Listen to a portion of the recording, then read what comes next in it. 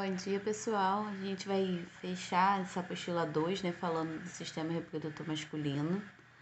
E a gente vai fazer uma introdução, como a gente sempre fala, da questão de como funciona. Vamos falar um pouquinho da função do sistema reprodutor masculino, que todo mundo vai saber. A anatomia, a gente vai falar de uma forma geral, depois vai pegar a parte especificando os órgãos e as glândulas acessórias. Vai falar um pouquinho das doenças relacionadas ao sistema reprodutor masculino.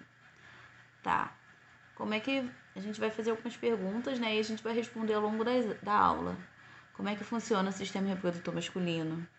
A gente vai ver a parte de anatomia, a parte de fisiologia, de como ele vai funcionar. Cada órgão ele vai fazer vai ter uma função diferente, de forma que todo o sistema reprodutor masculino atua em conjunto. Tem alguns órgãos que fazem parte de mais de um sistema, como por exemplo o pênis, ele faz parte do sistema excretor e reprodutor masculino ao mesmo tempo. Então a gente vai ver isso ao longo das aulas. Questão de saúde, é importante comentar que a saúde ela engloba fatores genéticos e hábitos de vida. E por que eu falei isso? Porque homens normalmente se cuidam menos que mulheres. O que vai acontecer? A expectativa de vida deles é menor ou maior? Logicamente é menor. Porque eles não se cuidarem, eles vivem um pouco menos, alguns anos, 7 anos mais ou menos, a menos que as mulheres em média. E podendo ter doenças por não se cuidarem. A gente vai ver no final alguns tipos de doenças bem basicão, para a gente poder trabalhar essa questão. Quando a gente for ver aqui o sistema reprodutor dos meninos, a gente vai ver a parte anatômica, como é que funciona. Eu botei esse menino porque ele está na adolescência, que é quando tudo começa na puberdade. Funções do sistema reprodutor masculino. Todo mundo sabe, reprodutor para se reproduzir. Então a gente vai ter gônadas, que são órgãos sexuais, que vão produzir os hormônios daquele indivíduo, sexuais masculino, e gametas. E os hormônios sexuais vão ter a ver com a parte das características sexuais secundárias, como a gente já viu na aula de puberdade, crescimento de parte muscular, óssea, mudança no tom de voz, a gente vai ter a alteração da cartilagem, a formação de pelos e etc. Além dos hormônios estarem envolvendo características sexuais secundárias, eles atuam também ajudando na questão da produção de gametas, que no caso dos homens são os espermatozoides. Então, se a gente for relembrar a aula da semana passada, as alterações começam na puberdade e a gente vai ter no cérebro hipotálamo, que manda a hipófise fazer várias funções. Entre elas, produzir todos esses hormônios aqui. Você tem o LH, que vai estimular uma célula lá no testículo, que é uma gônada, a produzir testosterona. E você tem esse outro hormônio aqui, que vai controlar já a produção dos gametas. Então, tudo começa a nível cerebral e você manda informação para a gônada, que são os testículos, tanto para a produção de hormônio como para a produção de gametas. Então, existe uma correlação hormonal, ou seja, um sinal, uma comunicação entre testículo e hipotálamo e hipófise. Eles fazem um mecanismo, um manda o sinal para o outro, mecanismo de retroalimentação ou retração. E essa testosterona que eu produzi tem a ver com a característica que eu já falei.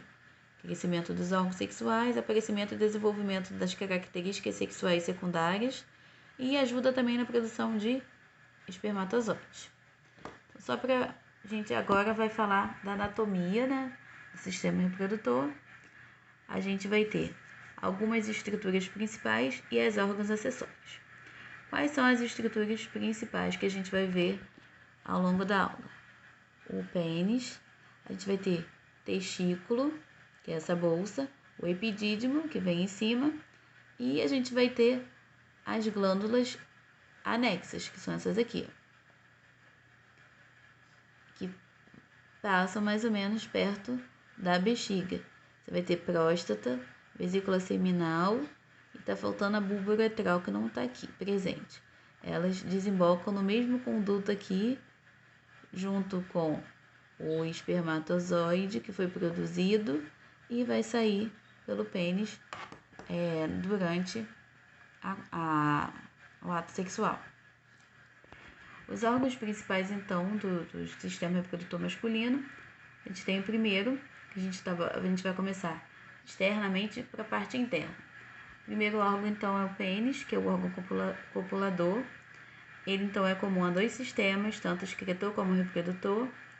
Externamente, você vai ter a glande, que é conhecida como a cabeça, corpo, que é a parte mais extensa, e a raiz, que é a parte que tem contato com a cavidade abdominal. Internamente, você vai ter passando a uretra, que é onde você também tem a eliminação da urina, corpos cavernosos e esponjosos, que são duas estruturas que vão dar um pouco de suporte, vamos dizer assim. Ele vai envolver a uretra e vai dar uma questão de resistência naquele local. E ele ajuda na questão também da ereção, que é a forma de contração do pênis. Aqui a gente vai ter a parte interna, uretra, corpo cavernoso e esponjoso. A gente vai ver que ele tem bastante irrigação. Testículos. Então, os testículos são as gônadas masculinas, responsáveis por quê? Produção de espermatozoides pelos túbulos seminíferos. Se a gente abrir o testículo e colocar no microscópio, a gente vai ver essas estruturas. E os hormônios que a gente vai ter, no caso dos homens, a produção de testosterona. Localizado na bolsa escrotal ou escroto, depende do livro. E, como eu falei, dentro deles a gente vai ver túbulos, que são túbulos produtores. Esses túbulos são chamados seminíferos. Nesses túbulos, que é um tecido, a gente vai ter vários tipos de célula. Cada célula vai fazer uma coisa diferente. Células germinativas são células que vão sofrer meiose, que é um processo de divisão celular, e essa divisão celular vai gerar os espermatozoides. Então, eu já tenho uma célula que vai se transformar em espermatozoide dentro do testículo. Células de Leydig ou intersticiais, elas recebem a ação do LH que foi produzido no cérebro. Esse LH manda a informação para ela produzir hormônio, que no caso é a testosterona. E as células de Sertoli, elas são células que vão produzir substâncias que vão proteger e nutrir os gametas produzidos, no caso, os espermatozoides. Epidídimo fica localizado acima dos testículos. Ele faz o quê? Ele pega o espermatozoide que foi produzido, armazena e faz o amadurecimento para que ele fique mais resistente e consiga chegar até o órgão de fecundação, que ocorre lá no tubo uterino feminina.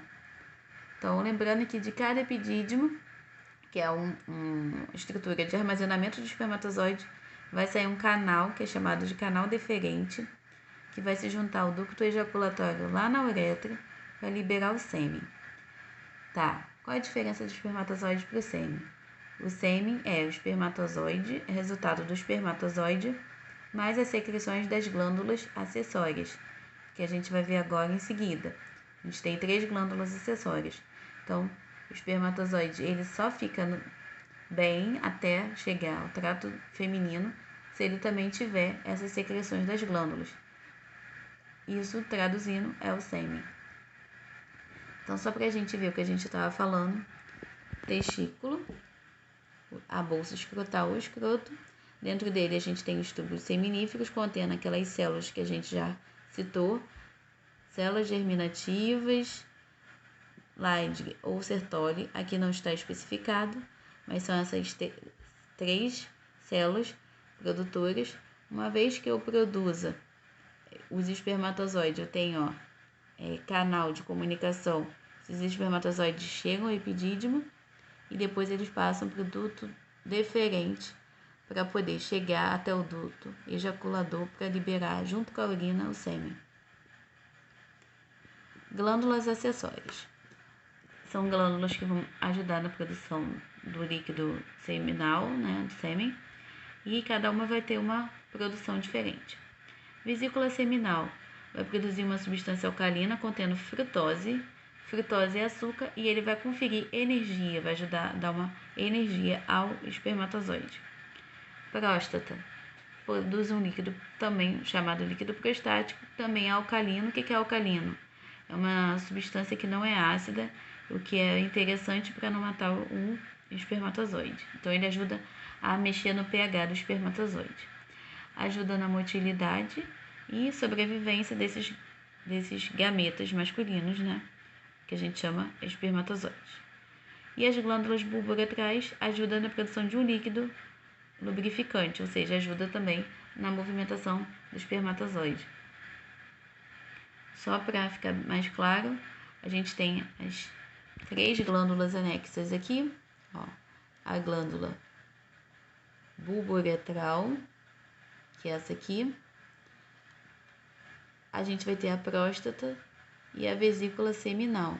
Todas elas ficam próximas, elas produzem uma substância que vai se juntar ao ducto ejaculatório, assim como o que foi produzido no testículo vem para cá, que é o espermatozoide, se junta com as glândulas e o sêmen sai através do canal peniano para uma possível cópula.